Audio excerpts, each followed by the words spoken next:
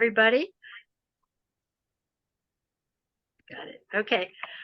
Just to clarify, Marina, tell me if this is correct, but in terms of registering 3 days in advance, for example, I'm giving a class on sleep on Saturday.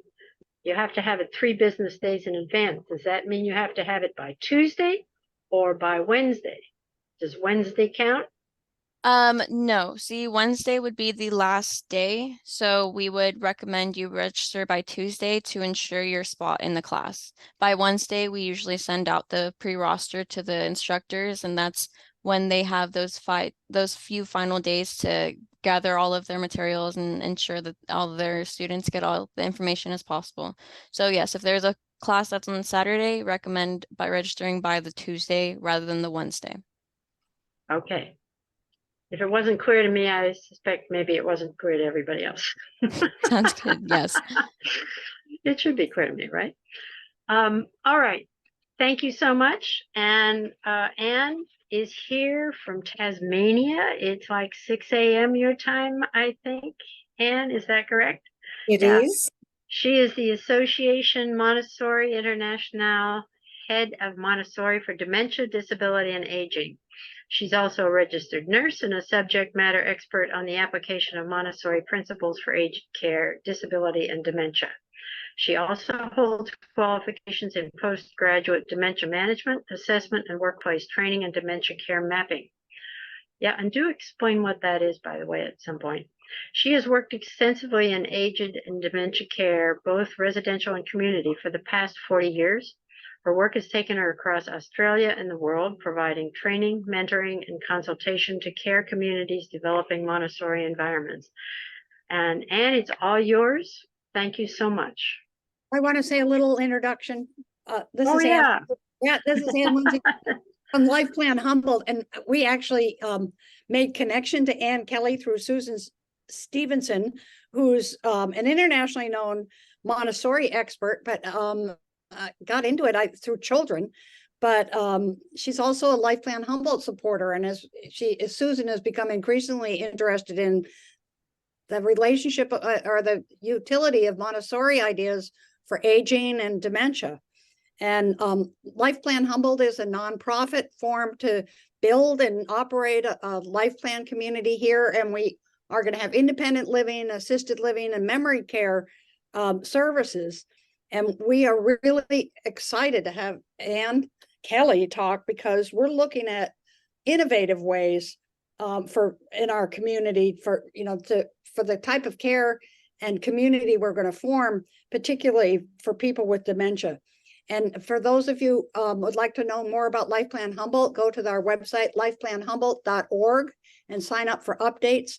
And I'm going to be giving an update on through the Ollie Talk on November 27th. But thank you very much, Anne, for getting up early in the morning to join us. That's okay. Thank you very much, Anne. Exciting project that you've got ahead of you. I think that my introduction's been done, but I would like to say that I have been an aged care Montessorian now for about 15, 16 years.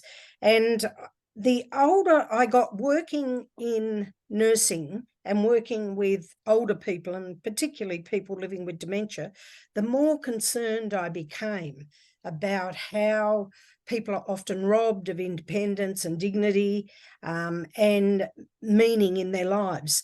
So the older I got, the more concerned I got, and I just happened to stumble across a Montessori activity workshop. And halfway through that morning, I felt that I'd found the aged care holy grail. And that began my journey in the world of Montessori and the application of the principles to older people, and in particular people living with dementia. So I've been most fortunate. I was fortunate to get a Churchill Fellowship in Australia, and that meant that I was funded to travel to other parts of the world and to learn from people who are working in this way. There are still very few of us,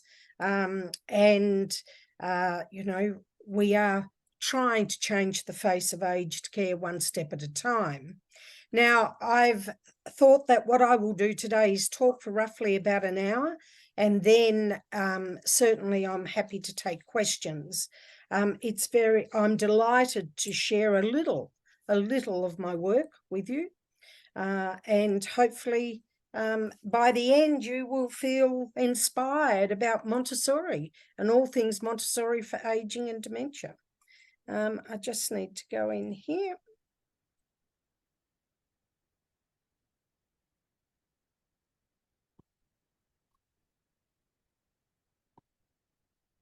There we are. So Montessori is certainly something that we think of for children. I'm actually just having trouble moving through. Oh, here we are. Where are we? It's something that we think of for children. People often have not heard of the application of Montessori principles for older adults, and certainly for people living with dementia. But developing Montessori environments is based on the work of Dr. Maria Montessori. And many of you will have heard of Montessori schools, and we have Montessori schools in well over, I think it's about 150 countries in the world. The largest Montessori school is in India, and that has 45,000 students. Oh my. So huge school there. Now, it's not just the Dr. Montessori's work. What we've done in putting together our Montessori environments workshop is we've taken the knowledge that we know about better practice principles for aged care and dementia care, what we know about brain neuroplasticity, what we know about vision and how that changes as we age, personhood and person-centered care. We've looked at memory research and recreation, psychology, nursing, social work. So what we've done is we've taken the research from all of those areas and we've put it all together to create our Montessori workshop that is the process of how we train people around the world in aged care. The work of Dr. Michelle Bourgeois from Florida University. Michelle, for example, has been researching dementia for many, many years. Her work on memory books and cue cards. Memory books, we know the value of memory books in working with people living with dementia. We've got the work of Jennifer Brush, and Jennifer Brush's work as a speech pathologist, but also in writing her spaced retrieval book along with Gail Elliott. So there are contributors from around the world who have put together, and together we have this workshop. Okay. Now, it is the Dr. Montessori's... Hello, yes. It's Dr. Montessori's philosophy that transfers over so beautifully into aged care. And we're looking, and that is about independence. It's about people having a meaningful place, people having high self-esteem and being able to make true choices and make contributions to their community. You know, it doesn't matter whether we're 3 years of age, 30 years of age, 58 or 103. We all need to feel that we matter. We all need to feel that we have a reason to get out of bed every day. And one of the saddest things in many cultures is how elderly people are so easily robbed of their independence, of their self-esteem. And you only need to talk to a lot of elderly people who live in care communities, and they will say that, you know, this is the end of the line. There's only one way out of here, and that's in a box. You know, my heart is broken when I've assisted elderly people into bed at night and I'll say something like, I'll see you tomorrow, and they say, I hope not. And every time I've heard that, my heart is broken. And I thought, what have we done to our elderly people that dying is better than waking up the next day? So we need to change that. And, you know, if we are well and active and mentally well in our older years, that's fabulous. But there are many people who are not. And, you know, we all have a vested interest in how our elders, particularly those living with dementia, in how they're supported and cared for. You know, this could very well be our future. So we all have a vested interest. Now, the model we use is looking at the history. And so that's, you know, the history of Maria Montessori, the history of Montessori for dementia and aging, and then looking at the culture.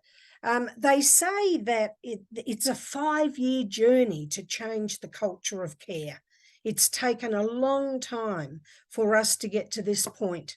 It's going to take a long time to change culture. One of the hardest things that I do is not creating a prepared environment, but rather trying to change attitudes of team members and getting team members to realise they are part of the prepared environment, and they've got to reassess their values and their attitudes when working with elderly people and people living with dementia. The person is central to everything we do. And then we talk about the prepared environment. They say the more impaired the person, the more the environment accounts for their behaviour. What can happen for a lot of people living with dementia is that they have changed behaviours, and the changed behaviours can certainly be as a result to the environment. So we have found that just to give you an indication of how significant this is, we started work in a memory care unit a number of years ago, and it was a 15-bed unit. And within that unit, there were 13 residents, all living with advanced dementia, who were on a drug called risperidone. Now, without going into it too much, risperidone is a psychotropic medication used in particular for things like agitation and aggression. So they had a unit of 15 residents, 13 on risperidone for agitation and aggression. We put Montessori principles in place, and within 6 months, we had nobody on risperidone. Nobody. Now, what changed there? It actually wasn't the person that changed.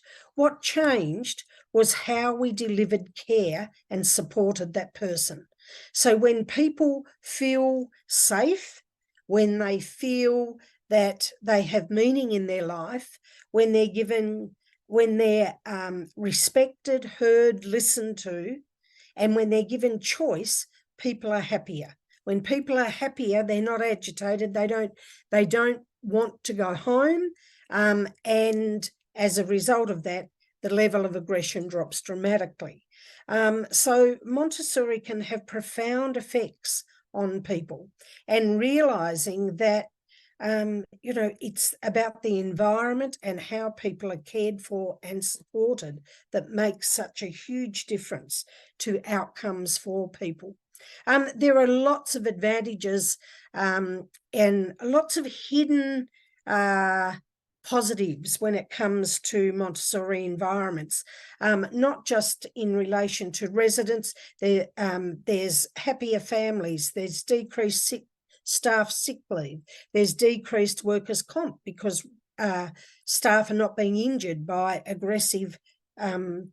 by people who are aggressive.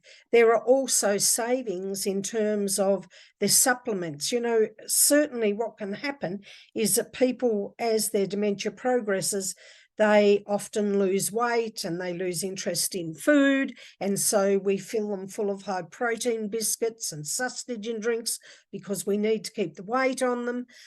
When we change meal service and we get people involved in preparation and smelling food, guess what? they eat better. When they eat better, they put weight on. When they put weight on, they don't need to have the supplements that we're often very busy giving people. The other thing that we don't use as much of, that traditionally we use a lot in aged care, are aperients. If you want bowels to move, people need to move. And so when people are engaged in the day and they're moving and they're walking and they're participating in activities and they've got roles to do, when they're not sitting around and when they're moving, guess what? Their bowels move. So there are lots of hidden benefits in a Montessori environment, not just about quality of life for people. So the prepared environment is so important. And then we talk about the methodology. How do we put all this in place? And what are the principles? You know, what are the Montessori activity categories that we would talk about, you know, in our work? We also do, you know, we talk about things like emotional intelligence. You know, we're very good at employing people for their aged care certificate, or the fact that they've got a nursing degree or a degree in occupational therapy. But sometimes the people we employ are not the right people. Some of the best people I've ever worked with have been the people with very little, if any, qualifications. Some of the most dreadful people I've worked with have been the people with a long list of qualifications. And what's missing? Emotional intelligence.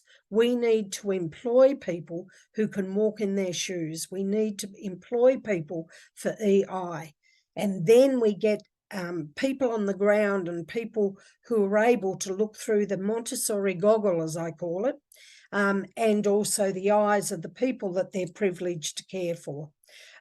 So there's so much, you know, that we need to be aware of if we're creating, you know, training to develop Montessori environments. Now, Montessori environments can be created wherever people live.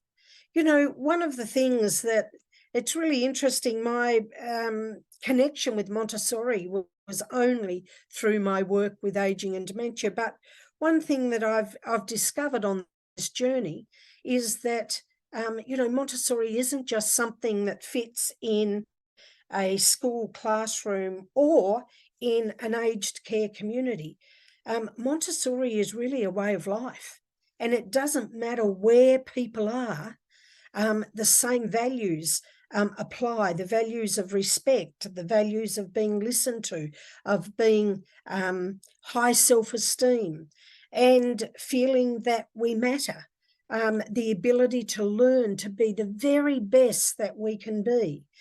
So Montessori environments really can be created wherever people are.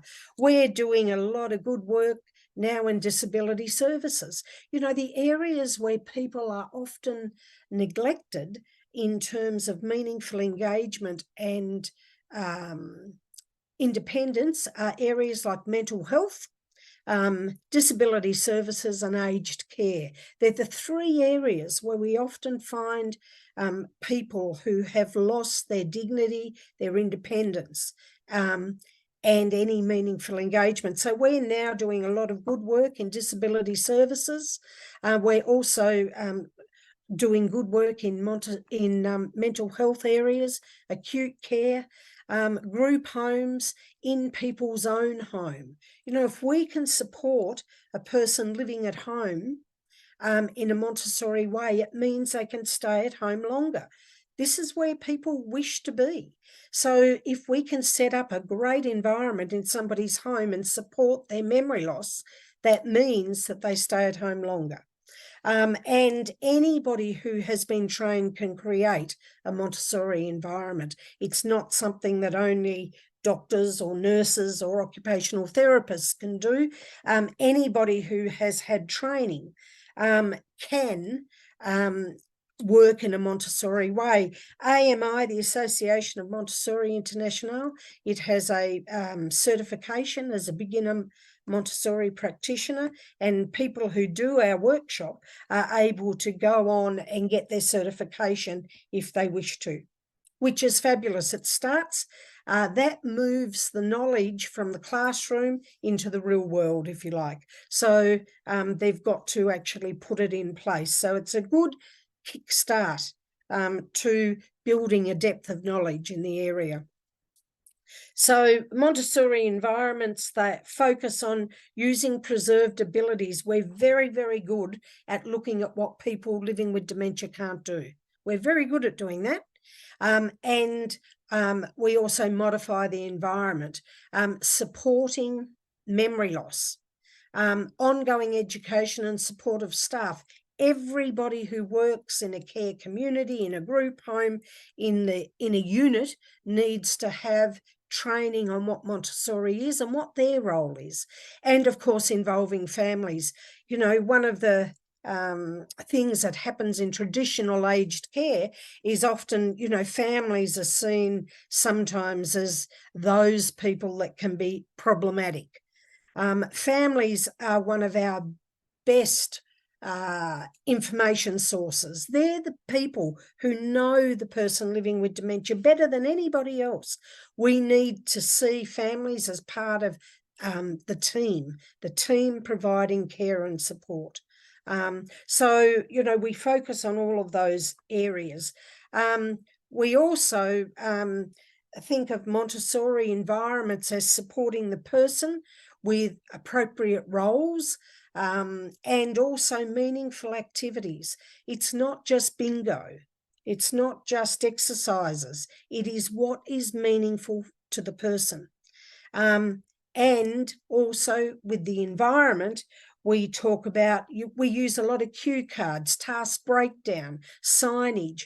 We've got people toileting themselves again by following task breakdown on the back of the toilet door.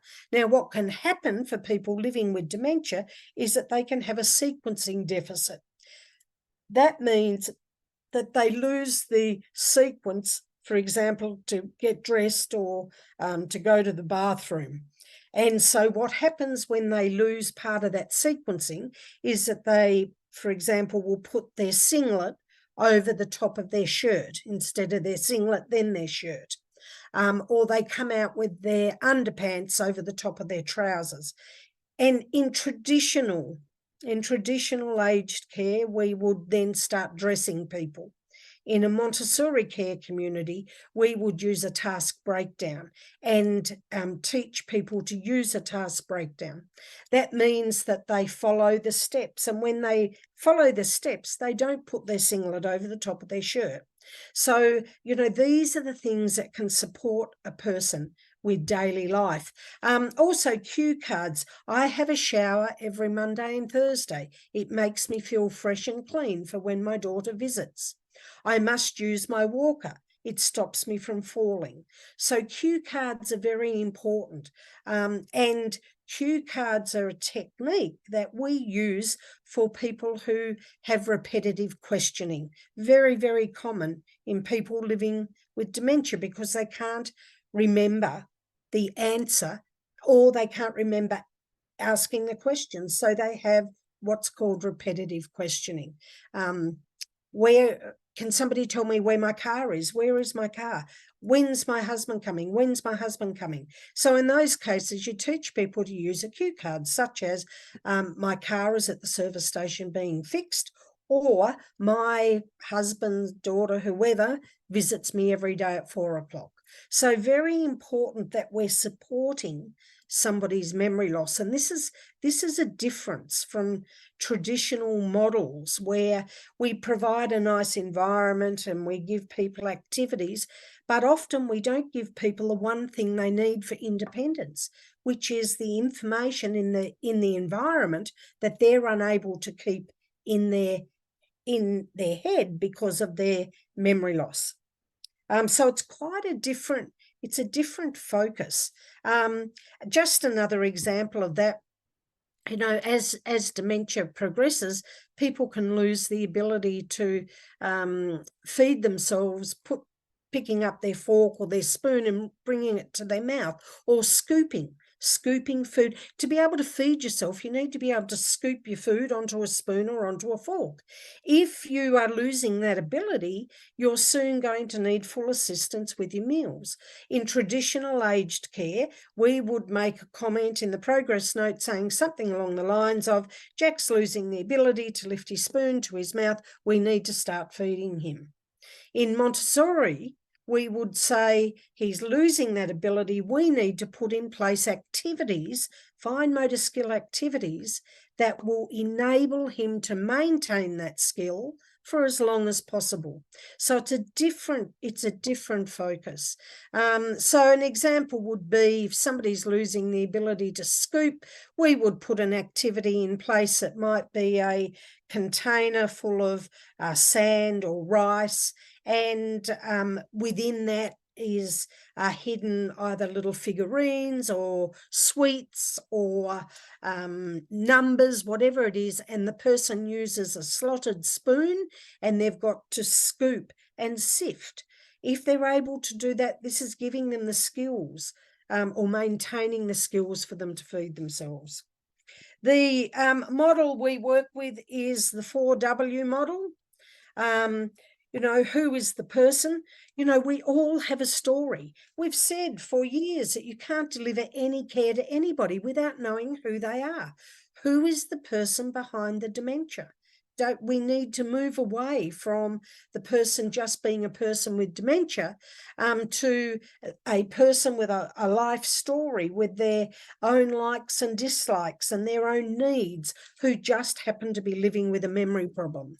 You know, what are their strengths? Are they able to read? Now, reading is one of the last skills to go. If somebody's been able to read prior to a diagnosis of dementia, they're able to read late into the disease. A lot of people are amazed about that, and that is because we give them size 10 or 12 font to read. I can't read size 12 font now. You know, we all, as we get older, our arms need to get longer and longer to be able to read. So we then judge people because we don't give them larger font and we say Jack can't read anymore. Whereas in actual fact, if we give Jack size 18 font, he can read perfectly. So, you know, who is the person? And then what do we see? You know, what sort of things do we see? Can they find their room? Can they get themselves dressed? Do they, you know, have self-engagement activities? Are they social? Do they initiate conversation? Do they have responsive behaviours or change behaviours? You know, if they're in a care community, what are they like when their family visit? What are they like when their family go? Can they get themselves dressed? So all of these, the skills of observation is anybody's best tool when working and supporting people. You know, we need to develop the skill of being able to do our tasks and our job whilst observing what is happening to the people around us. I can usually, if I go into a care community, I will spend time just observing. And I can usually tell staff something about one or more of the residents, excuse me, that they haven't noticed. Observation, so important. And then what are we going to do? So it's no good of seeing that somebody can't find their bedroom if you're not going and do nothing about it. You need to teach them where their bedroom is. No good of seeing that somebody or has repetitive questioning or and not do anything about it. So what we're going to do is based on what we know and what we see. And then we will come up with things like cue cards, signage, task breakdown schedules for them, you know, activities. So what we do is based on who is the person and what is it that we see. And then, of course, you know, the outcome. There's no point in us doing anything unless we are going to evaluate what we do and then go back and, you know, redo it if it hasn't worked or if something needs to be improved. I think that probably, I've said about teaching people, people living with dementia are able to learn. Now that people are often surprised about that. There's a simple learning tool that we can use, and a learning screen, that we can use to identify if this person is capable of learning or if they're not. Now, dementia is progressive and eventually people do lose the ability to learn. But we've often worked with people in early to mid stages that we don't even try to teach them anything because of an attitude that they can't learn. A learning screen is an important part, and a reading screen, important assessment tools when we're working with people. Now, the practices that we need to change in traditional aged care, or where in memory care units, things like medication. We need to only use medication as a last resort. Things like sleeping. If you go into a care community, you can usually shoot a cannon down the corridor at 6:30 at night. People are in bed, and then surprise, they wake up at 2 a.m. So then we give them medication to make them sleep because they're awake at 2 o'clock in the morning. We've just got it so wrong in so many areas. I always say, if you want people to sleep, keep them up till a reasonable time. If you want people to sleep, let them go to bed later, not at 6 o'clock at night. Eating is so important, and yet we have this routine where meals need to happen and the dishes get back to the kitchen. The food looks terrible. I'm sure it tastes terrible at times. We need to create a social experience with dining so that it is in itself an activity, not something that is a necessity that needs to get done. And certainly, changing the environment to support people. So we've got a lot of areas that we actually need to change in traditional aged care to have better outcomes for people. As I said, we're very, very good at looking at what people can't do. What can people do? Strengths are so important, and it doesn't matter how impaired the person, there will always be strengths. For example, a person, a person may not be able to dress themselves, set the table, find their room, or help fold linen, but they can count. So if they can count out 10 knives, 10 forks, 10 plates, 10 spoons. And then somebody else can set the table, just as an example. The two gentlemen you see here are both gentlemen living with advanced dementia. The gentleman on the right, he has no idea where his room is. He needs full assistance with all personal care, yet he can play an amazing game of patience. Absolutely incredible. And that will keep him occupied and focused for, an hour or so at a time. He also is able to put the jugs of water around the dining room tables for meals. That's how he contributes to his community. The gentleman on the left was an accountant. Doing numbers and adding machines is a strength for him. And so he's been given the job of working out the petty cash for the memory care unit. This man, again, very, very impaired. So what can people do? It's really important to look for strengths and connect with who people are. That who is the person behind the dementia is so important, because that's how we connect. I'm just going to show you this little video. This is a beautiful video, and it just highlights how knowing the person and connecting with them through who they are. This lady was a member of the New York Ballet, society, and here she is living with advanced dementia in a care home. Oops, hang on.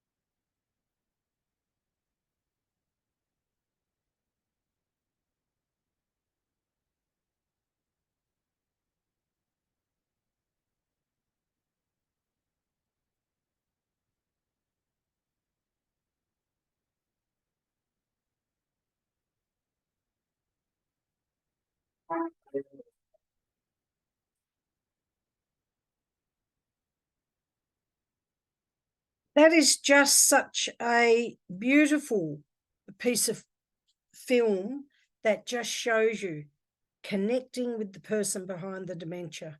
You know, every person we can connect with regardless of their level of dementia. And sadly, we often give up. We put everybody in the same basket. We treat everybody the same. And we lose sight that there's a person there. And, you know, what is their story and what is meaningful for them. You know, we really need to focus on that person rather than the dementia. Now, disability, people, whoops, it's jumped all over the place there. People living with dementia have a lot of disability associated with the dementia. Things like memory issues, intellectual decline, problem solving, all of those things are actual disability relating to the disease. We can't do anything about it. We can support the disability, we work around it. And that's what we do with our cue cards and our signage and our task breakdown. What worries me far more, sorry about the slides, what worries me far more is excess disability. Excess disability is not as a result of the disease. It arises from the disuse of remaining abilities. We create excess disability when we overcare for people. We create excess disability when we do things for people because it is quicker and easier for us to do it rather than allowing the person to do it. An example of that is using a wheelchair to take somebody to the dining room because it's quicker than them walking. Feeding somebody because it is quicker than them feeding themselves. I always say, please don't take away what people can do. They've already got so many losses. There are so many things that people can't do. Don't rob them of the things they can do. Sometimes families can create excess disability because they overcare, and it isn't a deliberate robbing them of, it's doing things because they care, they overcare. And so sometimes it's working with families to say, look, you know, Jack can dress himself, you know, let's support him to do that. You know, and keep him able to dress himself for as long as possible, or whatever the situation is. And staff in care communities do it because it's quicker and easier for them. So again, we've got to move. We've got to have that shift of attitude from one of caring for and doing for to one of supporting and enabling. Enabling somebody to be the best that they can be, enabling them to be as independent as possible. It's quite a different focus. It is about, working around the dementia. There is no doubt at all that in a Montessori environment, people function to a higher level. If we leave elderly people to sit and vegetate, then that's exactly what they'll do. They'll sit and vegetate. We need to push the brain to work. We need to push cognition. It's exactly what we have learnt, over the years, the term use it or lose it. There is so much truth in that. We need to push our own cognition. We need to stimulate our brain. And people living with dementia are exactly the same. And when we push the brain to work, you're getting people who then function to a higher level. Families can be amazed that all of a sudden their mum or dad or their partner are doing things that they haven't done for years. Why? Because of the environment and people being supported. It really is about enabling people to be the best that they can be, regardless of their level of impairment. Working with people to, support them to be as good as they can be. Now, our work also is about understanding memory and memory systems. Now, we have short-term memory that I won't talk about, but I want to just talk briefly about long-term memory. We have two types of long-term memory. We have declarative memory. They are things like facts, world knowledge, events, vocabulary. I always describe it that declarative memory are the things we went to school to learn. The date of the wars, and this is always, the birth dates and the date people got married. Declarative memory is always impaired in dementia, always. If it wasn't impaired, they wouldn't have a diagnosis of dementia. And this is where we support loss of declarative memory with signage, cue cards, task breakdown. I always say what they can't keep in here, we need to put out there. We need to put it into the environment for them. Some of the screening tools that people use are things like, for dementia, are things like the psychogeriatric assessment scale, the mini mental state examination. Those assessment tools always are assessing declarative memory. That's what they do. They assess declarative memory. And declarative memory always impaired in people with dementia. Procedural memory, on the other hand, is a strength in people living with dementia. And procedural memory are things like skills, habits, simple classical conditioning, and priming. So these are skills. It is very true when people say, once you learn to ride a bike, you never forget. People have been doing up buttons and cleaning their teeth and wiping their bottom for years and years and years. And those skills remain in people living with dementia until late in the disease. Now, priming is important to understand. Priming means the more they do it, the better they get. The more they do it, the better they get. Now, what is amazing about our brain is that every time you do something, you will be better at it, even though you may not have any memory at all of doing it. Now, I'll say that again, because it's an amazing phenomenon about our brain. You can do, every time you do something, you're going to be better at it, even if you are living with dementia. And that's why, you know, we can get people to learn to pour drinks again, or to dress themselves. You know, the more they do it, the better they get. So that's why I always say a good aged care Montessori never gives up. They just know that for this person, it might take them 4 times to get something. For another person, it takes them 44 times. But eventually, they will be able to do something well. What happens in traditional care is that we give up on people. We say, oh, Jack can't pour his drinks because he's spilt it everywhere, therefore he never gets an opportunity to do it again. And we will pour his drinks from that point forward until the day he dies.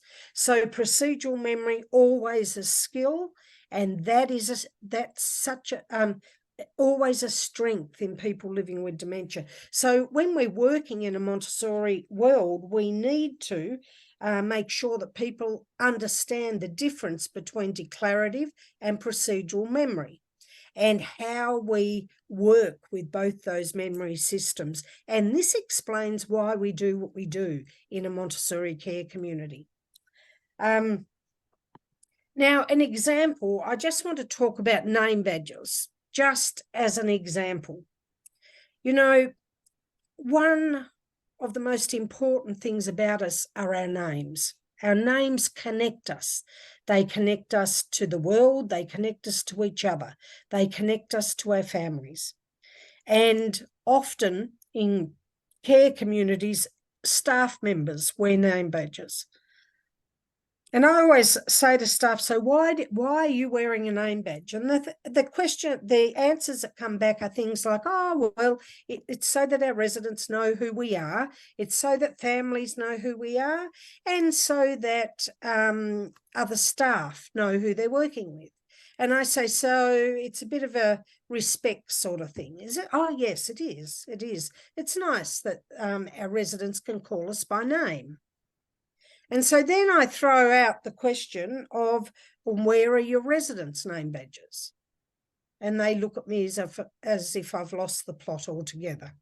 If ever there were a group of people more than anybody else in the entire world who need name badges, it's people with a memory problem.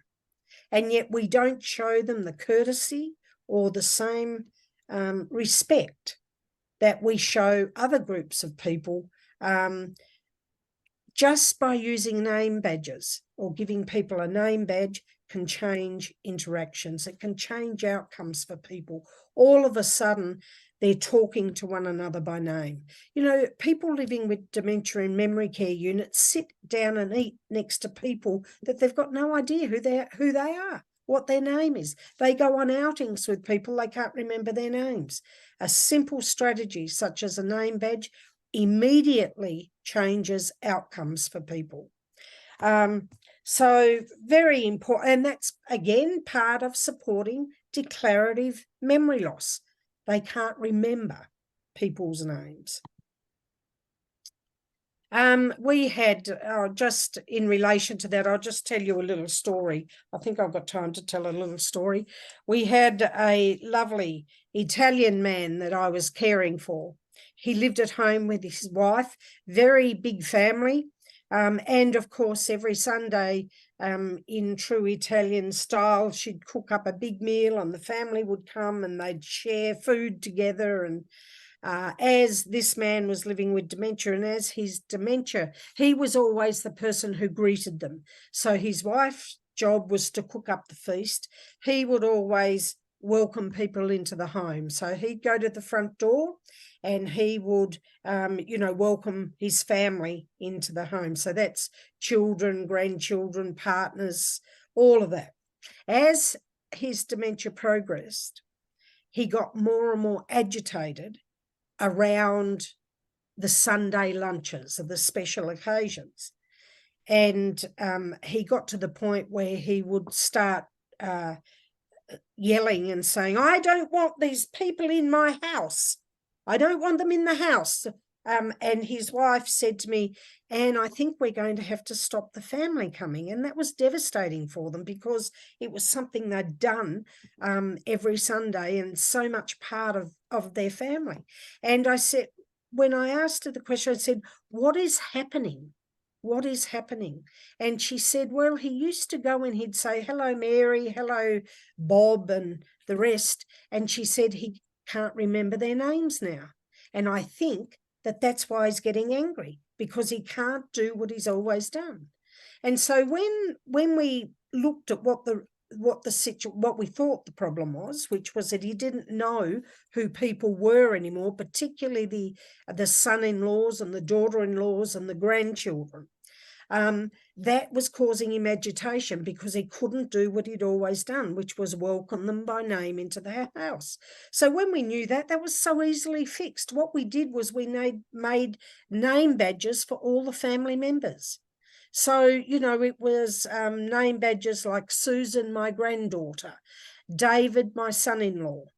And we put them in a container on the front porch. And before the family members would knock on the door, they'd go through and put their name badge on.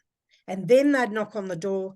He could open the door, and there they've got their name badge on. He knew who they were. All of a sudden, his agitation and aggression was gone, and he was able to fulfill a role that he had done for many years in a supported way.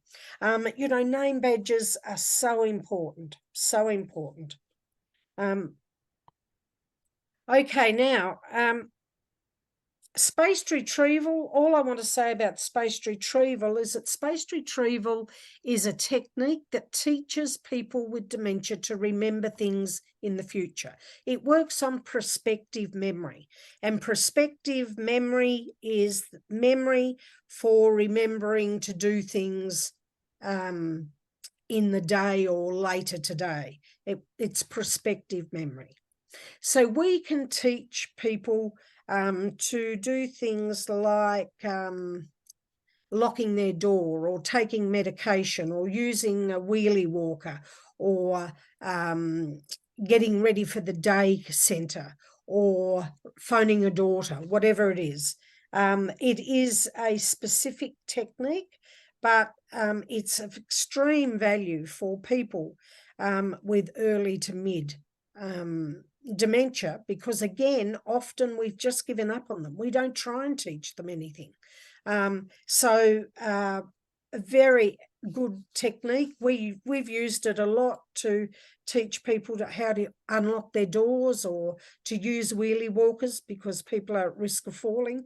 So an excellent technique that is just part of a Montessori environment.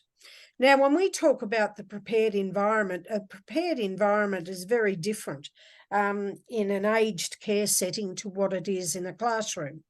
But our prepared environment are about the things that support independence and give people engagement.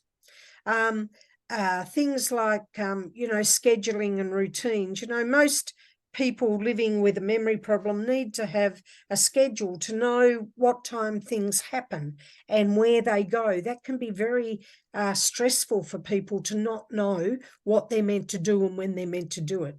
Setting up activity areas so that people can always find things to do. Boredom is a major problem. You only need to look at the research on the amount of time that people in memory care units spend alone and in no activity to see that boredom's a major issue. You know, we need to look at the environment and make sure that people have things to do. Interactive wall spaces, that's really about putting activities on walls so that as people move, if they're in a care community, for example, as people move around the unit, there are things that trigger reminiscence, storytelling, and offer people engagement. We use interactive wall spaces in people's homes as well. I can remember a man who would wander out into the garden and go out the back gate, and his wife couldn't get to him in time to bring him back in. So we put a interactive wall space of tools. He was a man who'd loved his shed and knew all the tools. So his son put an interactive wall space on the back wall, and he had to match the tools to the shape of where they were on a pegboard, and they put a sign there, please put the tools back, something like that. He'd walk out, see that, and start hanging all the tools back up. His wife was able to go out and make sure he was safe and that he didn't go out the back gate. So, you know, there are so many strategies that you can put in place to support people. Roles, how can people contribute to their community? People are often, you know, people are, you know, the bill payer, the gardener, the ironer, the washer, the churchgoer, the friend, the confidant, the cook, the dryer. You know, they have so many roles. Then they get dementia and they're living with dementia, and often those roles go. All of a sudden, they just become a person living with dementia. How do we maintain roles for people? What do we need to modify so that people are able to do their role? A gentleman who used to, his wife would wash up and he would wipe up and put the things away. Well, in the end, his wife didn't want him to wipe up because he drove her mad asking where everything went. Again, so easily solved by using signage. So we put a cup sign on the cup cupboard and so on and so forth. So he was able to wipe up and put the things away as he'd always done, just by having his memory supported. You know, the design, you know, we are building, you know, care communities that are for families. Certainly in Australia, I see it time and time again, the most beautiful care communities where the curtains match the cushions, which match the bedspreads. Everything is beautiful. There's very little contrast. We're building for families, not for the people who need to live there. And that's really important. When people are living with dementia, the world is a very different place. That contrast is so important. How can they turn on a light if they can't see the light switch? You know, so, you know, how can they find the toilet if it's a white bathroom with a white toilet sink, white toilet seat, white towels, white toilet paper, white hand basin? So again, you've got to look through that different goggle and think about contrast. You know, we've supported somebody to become continent again, or at least using the toilet appropriately, by changing the colour of the toilet seat. We change it to black, they can see it. You know, you've got to be able to look through that goggle and see how the world looks for them. Patterns on flooring becomes really, really important. You know, plain patterns for floors becomes important. Any change in flooring will often be seen as a step. So hence you can have falls in that area because people think it's a step rather than just a change in the flooring, in the floor covering. You know, dining choices, task breakdown. So and staff are also, as I've already said, an important part of the prepared environment.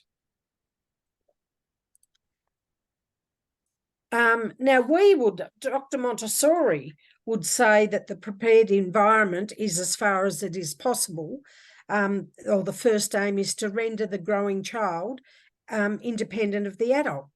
Now, we would say that the first aim of the prepared environment is, as far as it is possible, to render the older adult as independent as possible, to maintain their independence, supporting them to be the best that they can be.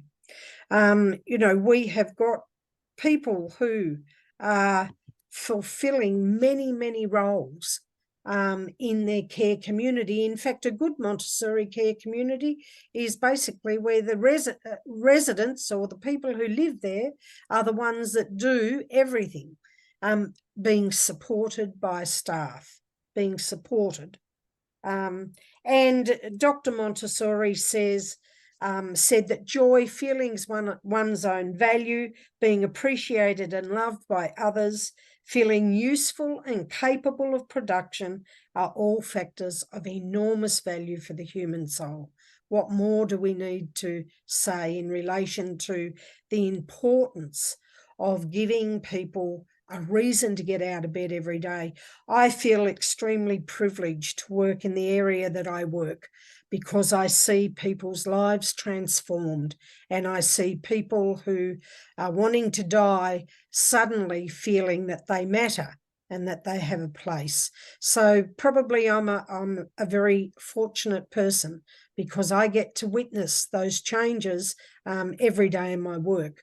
And there's not many people who see such remarkable transformations in human beings, and it's just such a privilege. I'm going to finish now with another video.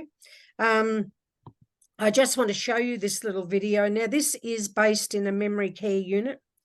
I want you to just remember when you're watching this video that it was only probably 6-7 months before this video was made that these people sat around and did nothing. It was traditional custodial aged care. And I know that a lot of our work is in people's homes, and it's in group homes and in other areas, but this is just a video that shows you Montessori in action in a memory care unit. This is a Catholic Homes video from Western Australia. They received, or Curtin University in Western Australia received funding to research the outcomes of a Montessori care community. And part of the funding that they received, they were able to direct to making this little video. So this is a video on Fleming. And I think that one thing that people will often say about Montessori units and people who live in a Montessori care community is that they're alive. They're living.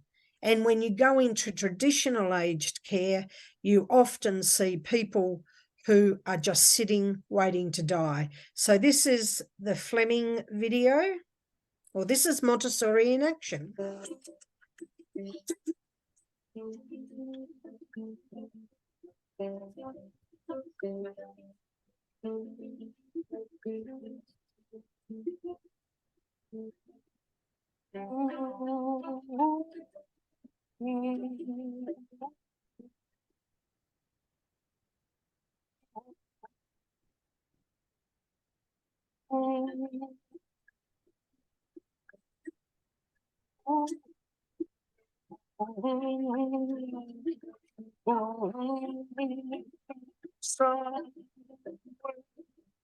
Over the rainbow, waves are high, and the dreams that you dream of once in a love, the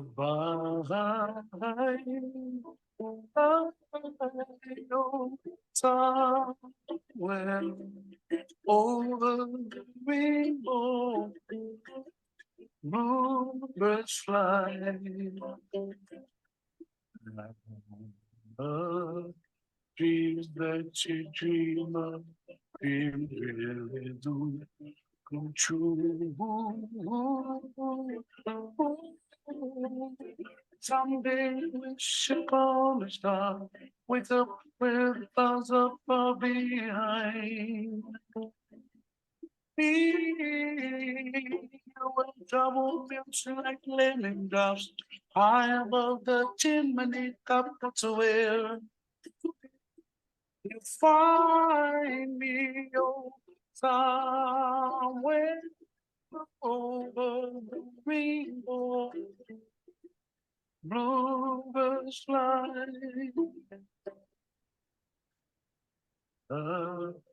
Dream that you did to, oh why can't I see the green red roses too. I watched them bloom for me and you, and I think to myself, What a wonderful world.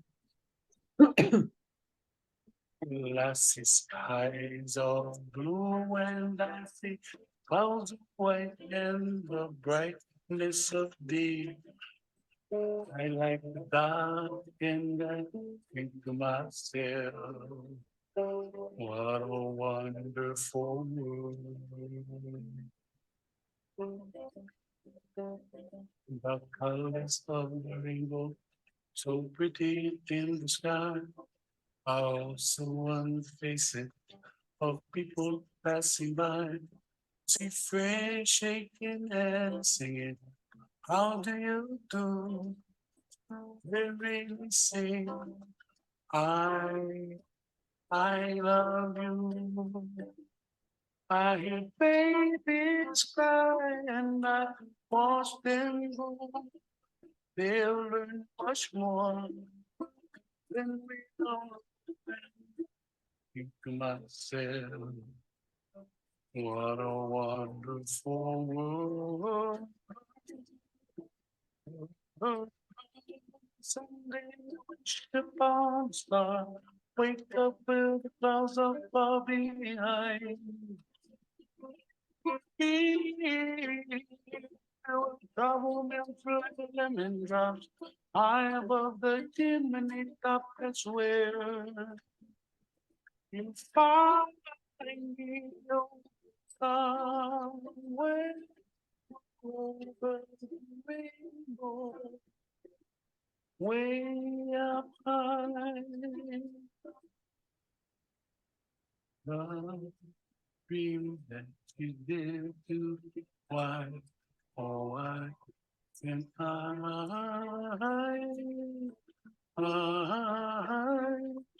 ooh, ooh,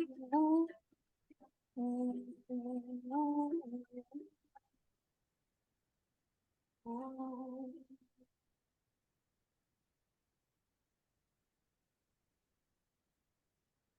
Okay, well, I hope you've got something, a little glimpse of my work and a little glimpse of what Montessori in dementia, disability and aged care is about. I'm happy to take any questions if there are any. I hope that you've enjoyed the presentation and maybe feel inspired about all things Montessori for aging and dementia. And this is incredibly inspiring.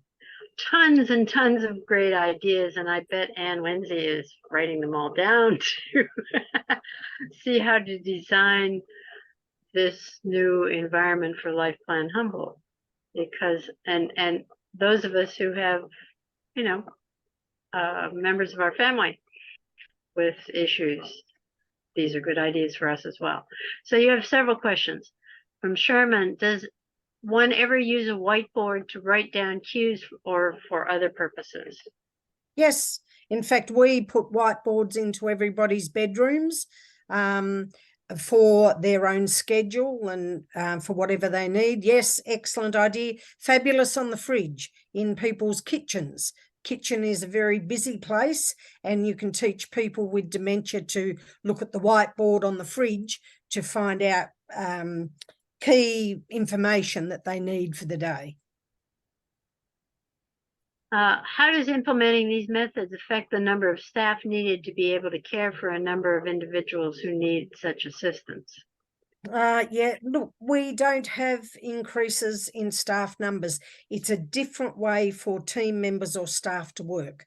That's so it's a different way of working. Initially, it takes more time, but you know, staff spend a lot of time, dare I say it, doing things like incident forms when people are unhappy and have changed behaviours. So again, it's just about a different focus and a different way of working. We don't get any more staffing numbers than any other care community. And presumably, since you don't have to do things for them because the community members are doing it themselves, that saves a lot of staff time as well, right? Yeah, totally different. And in actual fact, often when we start setting up a Montessori environment, it's hard to get staff who want to work there because, oh, you don't want to work with people with dementia all the time. And after a little while, there's a waiting list of staff wanting to work in there, and they say, I've got the best job in the world, because they're enablers and supporters rather than doers. And they're seeing these people doing things for themselves. Is there any program to deprogram dementia residents who have had someone, not staff, get into their minds with false information and they believe it? Facts against their own family members, for example. Oh, that's a difficult one to make comment about without more information. There is something that does occur with some people living with dementia, called paranoia, which is a changed behaviour, which is often negative towards family members, because it can be encapsulated to family members. That can be fed by other people. It's a difficult one to really make comment on without more information. But yes, it is possible to change the mindset of people living with dementia. Just on the other tack there, often people living with dementia themselves give up because all they've done is fail, fail, fail, fail. They live in an environment where their deficits are thrown in their face the whole time. And so they learn to be passive recipients of care. They sit, they do what they're told. If they're able to do it, they let people do for them. And you can change that slowly. And that's about self-esteem. That's about asking for help. It's about finding something that they can be successful at. Because when you fail, fail, fail, fail, they can't see any success. So if you give them something that they're able to do, look, I've seen people grow, it seems, in stature 5 inches because you've thanked them for a job well done.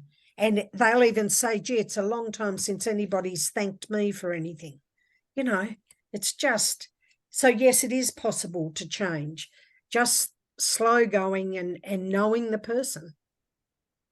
I presume there's some kind of website where we can get examples of all these interactive whiteboards and all these other ideas and learnings that you've acquired.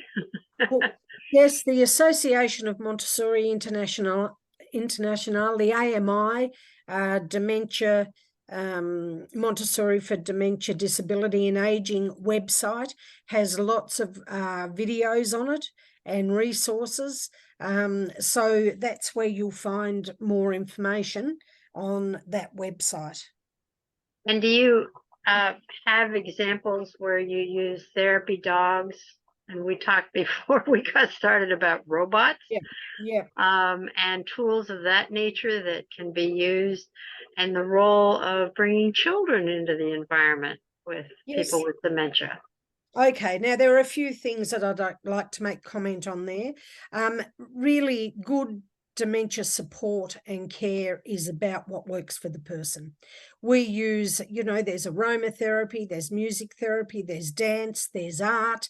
There are a range. There's child representational therapy, pet representational therapy, then pet therapy.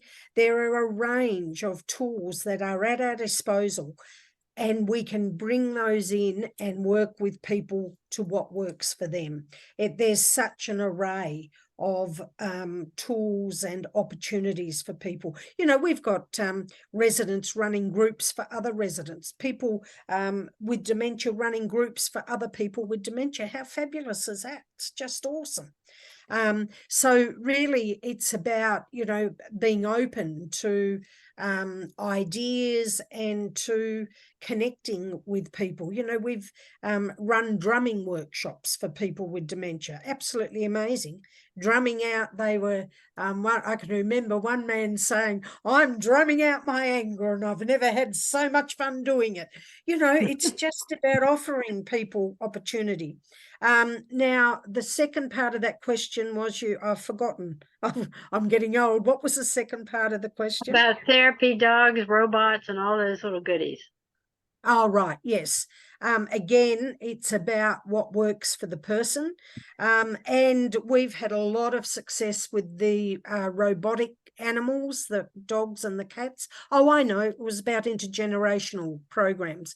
You know, intergenerational programs are very in at the moment. They're very trendy to have children and adults together. We've got some fabulous programs in South Australia here. We've got a Montessori school next to an aged care community, and they've taken the fence down, and there's quite a connection between the children and the adults. We've got people from a care community going into preschools and working with children a few days a week. We've got play groups being held in care communities. And probably one of the best things, if you were designing any place where people living with dementia are going to live, is putting a playground in.